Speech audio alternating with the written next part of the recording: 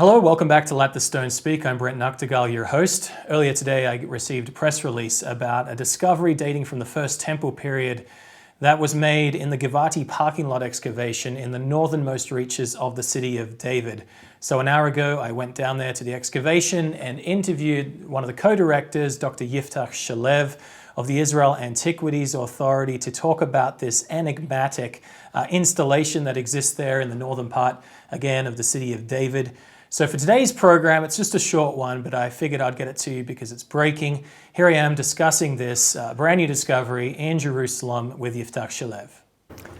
Dr. Yiftah Shalev, thanks very much for coming back on our show. No problem, thank you for coming. So first of all, where are we in terms of Jerusalem's geography so that people can get an idea? Okay, so we are at the place that today called Givati parking lot. It's in the northwestern side of the city of David Ridge, right between the Ophel and the Temple Mount, which is to the north, and the city of David, which is to our south. The excavation here, a combined project to Tel Aviv University and the Israel Antiquity Authority, is running for almost 20 years now. Long time. Indeed. So I came here, I guess it was probably about maybe a year and a half ago, and you had this kind of starting to appear, and you didn't really know what this weird installation was.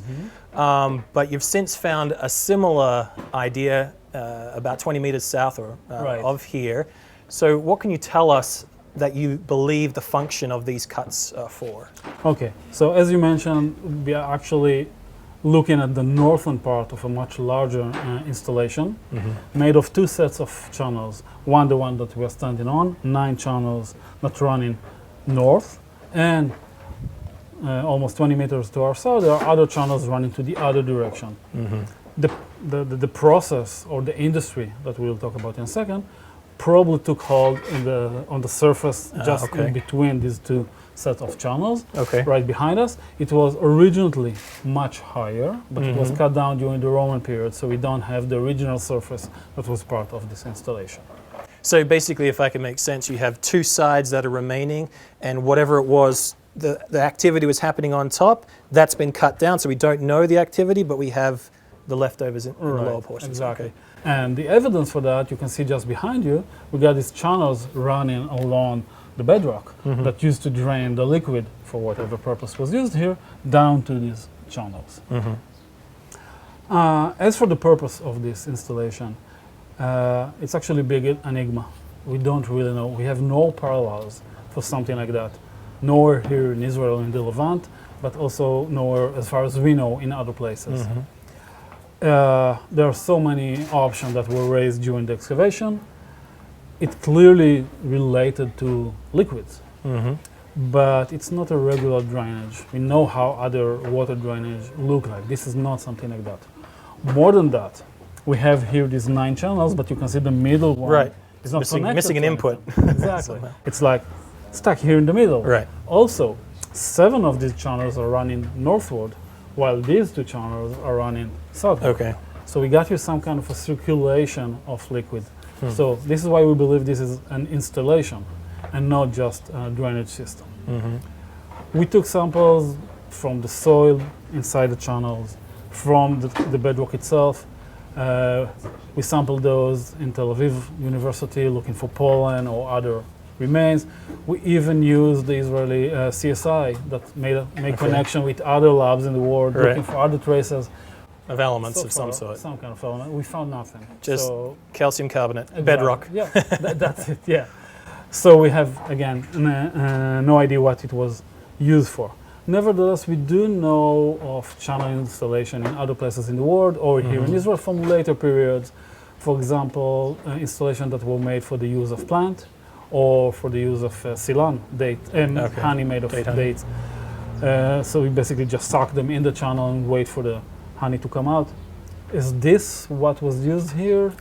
I don't know. This installation is huge, as you mentioned before. This is just half of it. Right. So whatever was made here was in vast amount.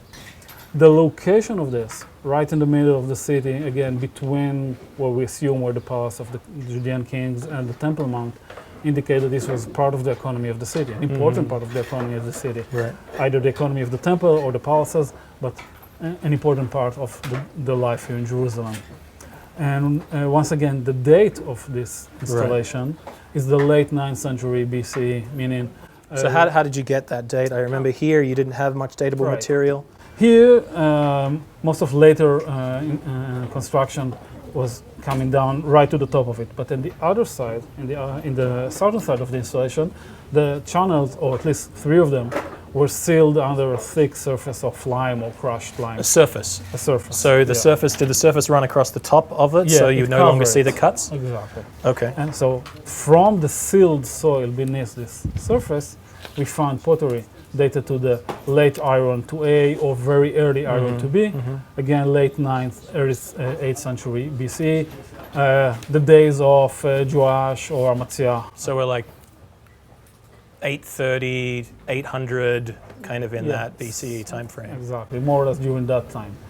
And this is the date for the coming out of use. This is, it's now cancelled. Right. Because it's a flaw, you're saying.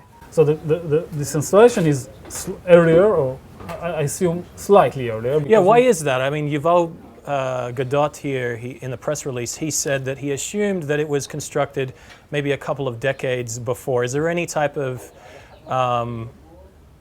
reasoning behind that? The main reason is that in, again, almost 20 years of excavation here in Givati parking lot, we hardly have any evidence for earlier periods. We don't have here remains from Middle Bronze or Late Bronze or even Iron 2A. All the activity that we see here is from Iron 2A and upward. Right. And it goes hand in hand with what we see in other places in Jerusalem. The excavation of Erat Mazar the Ophel, just published by Ariel, indicates that the monumental construction there starts somewhere toward the end of the 9th century. So that's not what he said, actually. If the very beginning no, of... No, I'm not talking about the very beginning. I'm talking about the monumental construction. Right. So you got the earliest phases somewhere around the 9th century. It takes it slightly earlier, but again, this is the debate about Iron 2A. And we'll spend another hour on that debate. Exactly. so we're not talking about that, but somewhere along... But the material that you've got is this horizon, Iron 2A into Iron 2B, is when it cancelled out of use. Exactly. So this is what's coming from here. So it comes hand in hand with this process of growing of Jerusalem and extending of Jerusalem according to our understanding, extending from the original core at the south, at the ridge, toward the Temple Mount. And again, this is just here in the middle, between the Ophel to the city of David. So at this point, I mean, you have a worker here cleaning up, making sure it's nice and pretty. Is there any, I guess the road's right underneath us that way, so this is probably a dead end for this area of excavation, but you're continuing kind of further to the south. We're continuing south, and at least in one place we're trying to look for the basin that the drainage that running south probably got into it.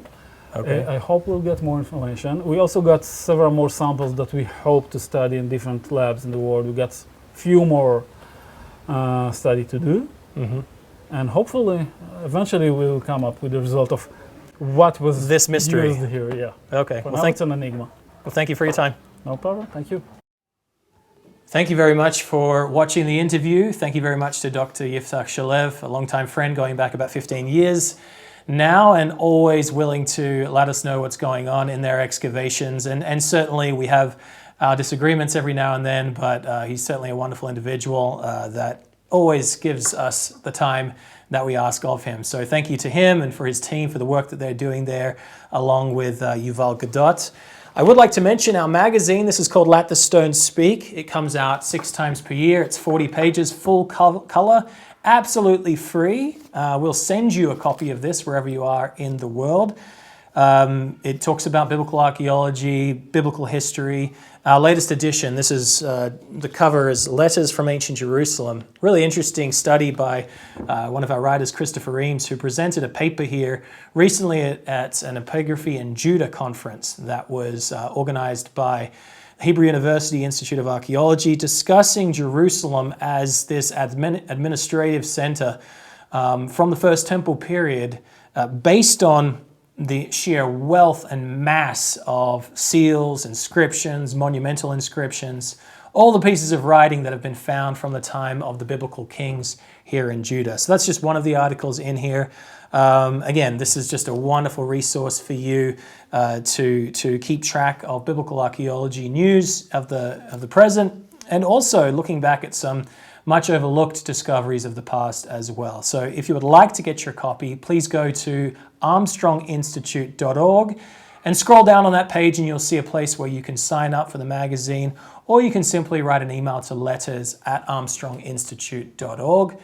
And they're just requests. Say you're requesting the magazine, put your address there, we'll get back with you, and make sure you start receiving your free subscription to Let the Stone Speak. I would also like to say, if you want to get more content like this on YouTube, simply go and subscribe to the channel and hit the bell notification as well to make sure you don't miss any of the latest discoveries in biblical archaeology from here in Jerusalem and Israel as well.